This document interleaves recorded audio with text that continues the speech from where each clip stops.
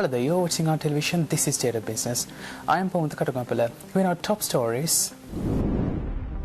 Sri Lanka doesn't want to be caught up in the middle of big power rivalry, President says. Sri Lankan delegation meets World Bank chief. Welcome back, you're watching State of Business. Now let's have a detailed look at these stories. President Ranil Wickremesinghe said that Sri Lanka doesn't intend to collaborate with all for economic development and does not want to be caught in between big power rivalries. The president said this while speaking at the 3rd annual Indo-Pacific Dialogues in New York on Monday. Some time back, a person asked me whether we are pro-Indian. So I said, or pro-Chinese. So I said, definitely I am not pro-Indian. And added by saying, I am also not pro-Chinese. So he asked me, then are you neutral? I said, no, I am not neutral. I am pro-Sri Lankan. Our priorities are different. Economic, social, ecological. We are prepared to work with any actor, state or non-state actors, who will help us to achieve these objectives. Of course, we know that we are the main island, the strategic island in the ocean. That's to the east of us is the road, is the seaway to Singapore. To the west of it, the line up to Suez. So there are the islands on this line except Mauritius, which is on the Mozambique Canal. So what we want to do is to develop, and for the purpose of developing today, there are many options available. So we are taking follow. I mean, basically, China has come up with its maritime Silk Route, and there has been assistance given everywhere. Then India is now coming up with Saga. Before both of them, Japan still has the best network for foreign assistance. So we want to use that and develop the country. That's all that we are trying to do. President Wickremesinghe questioned whether the Sustainable Development Goals of the United Nations are even attainable, given the current economic context of the world. The president raised this issue during his address at the United Nations SDG Summit held in New York earlier this week. When the global pandemic struck in 2020, it meant that these programs suffered further setback. There was no economic growth, and many sectors saw the absence of any economic activity. The already limited resources were further constricted. The pandemic also aggravated the pre-existing global debt crisis, and many countries, including mine, have faced bankruptcy. The question now raised is whether SDGs are even attainable in the current scenario. Take the example of Sri Lanka. In 2019, we estimate that 9% of our GDP would have to be invested to achieve these targets. Following the pandemic and the economic crisis, this is now not realistic. The Climate Prosperity Plan of Sri Lanka requires US $26.5 billion to be implemented before 2030. But where can countries such as mine find such funding? In 2019, we estimate that 9% of our GDP would have to be invested to achieve these targets. Following the pandemic and the economic crisis, this is now not realistic. The Climate Prosperity Plan of Sri Lanka requires US $26.5 billion to be implemented before 2030. But where can countries such as mine find such funding? Sri Lanka's sovereign debt crisis has resulted in little or no fiscal space to channel scarce public funds towards these priority spending areas.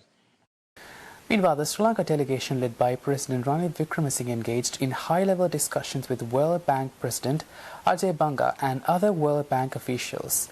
The meeting, which focused on economic reforms, agriculture, tourism and digitization in Sri Lanka, was held at the World Bank headquarters in New York on Monday. President Wickremesinghe expressed gratitude for the vital financial support provided by the World Bank during challenging times. The President emphasized that now it's a matter of finalizing the debt restructuring and accelerating and sustaining economic growth. President Wickremesinghe highlighted the immediate focus on tourism, food security and agricultural modernization. President Wickremesinghe expressed his desire for additional technological universities and renewable energy development, which would significantly impact the northern region of Sri Lanka. World Bank President Ajay Banga commended Sri Lanka's commitment to reforms, emphasizing the importance of credibility in the country's approach. Ajay Banga noted that the World Bank is actively involved in advisory work and encouraged Sri Lanka to rely on their support. President Wickremesinghe elaborated on the expansion of Colombo's port and the benefits of transshipment, creating a significant cargo hub. They discussed the potential for industrialization in South India and Sri Lanka's plans to phase out certain subsidies while providing grants to universities and students.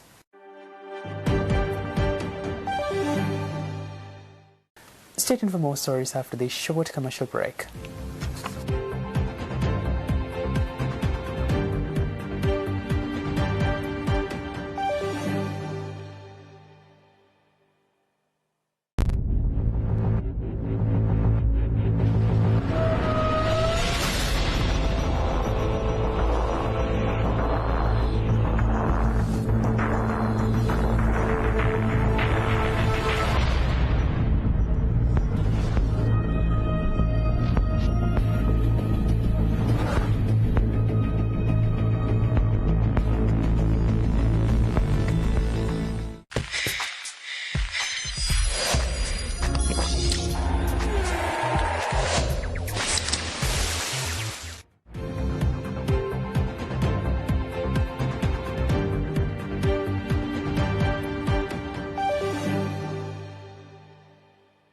Welcome back, you're with State of Business. Now, Central Bank Governor said that the debt optimization is being delayed due to court cases and that conversations are being carried out currently with external parties in order to secure a foreign debt optimization deal afterwards.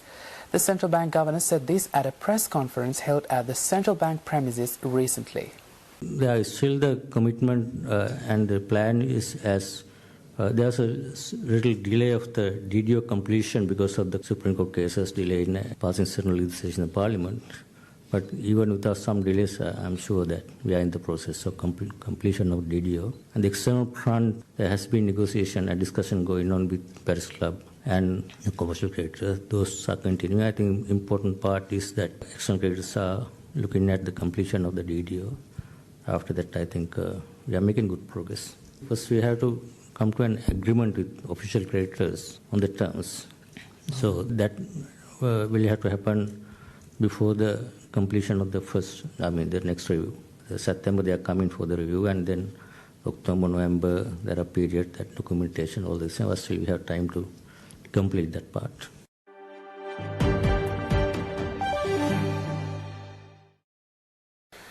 Meanwhile, Presidential Advisor Sagala Ratnayake emphasized the importance of a robust reform program with commitment to a free and open Indo-Pacific to bolster the economic growth of the region. Sagala Ratnayake said this at the geopolitical cartographer discussion on the Indian Ocean and Indo-Pacific dimensions of recent high-level visits in Colombo recently.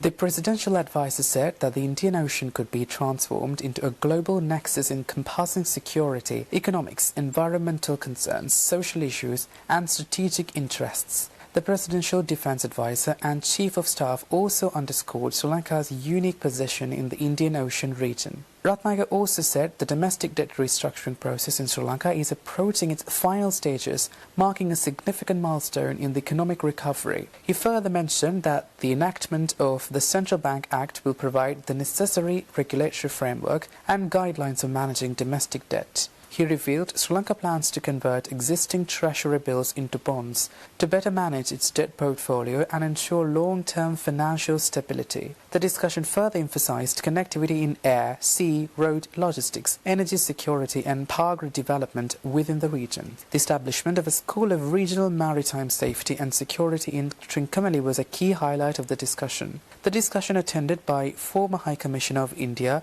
Gopal Bagle, ambassadors of China, France and Japan. They provided unique perspectives on the region's evolving dynamics and expressed their support for Sri Lanka's role in shaping the future of the Indian Ocean.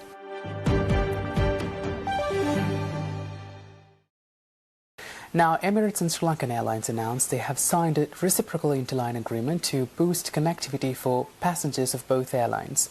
The partnership, which will enable access to new points on each other's networks via Colombo and Dubai, was announced yesterday.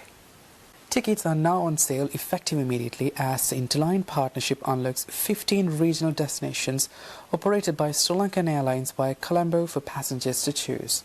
The interline network includes the new Indian destinations Madurai and Tiruchirappalli in addition to Gan Island in the Maldives. Customers can travel to those locations on a single ticket while enjoying a convenient baggage policy and hassle-free baggage check-through to the final destination. Far East and South Asian destinations also include Cochin, Chennai, Bangalore, Hyderabad, Malé, Bangkok, Kuala Lumpur, Singapore, Jakarta, Guangzhou, Seoul and Tokyo. Sri Lankan Airlines passengers are also set to benefit from access to Emirates' global network and connect to 15 cities operated by Emirates beyond Dubai. Travel itineraries can be booked immediately on Emirates.com, SriLankan.com and preferred online and offline travel agencies.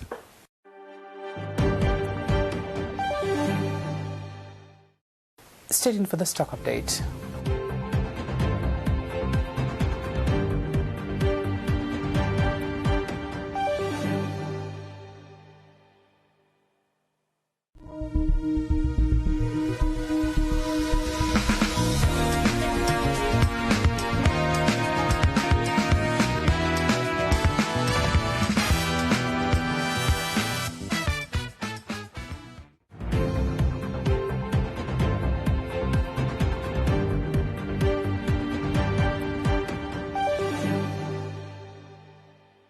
Welcome back, you're watching State Business. Now the stock update. Trading at Colombo Stock Exchange ended on positive notes today. The All-Share Price Index gained 25.83 points to close at 11,274.33 and the S&P SL 20 gained 5.16 points to close at 3,172.81. The turnover was 1 billion rupees and over 35 million shares were traded. Coming up next are Forex rates.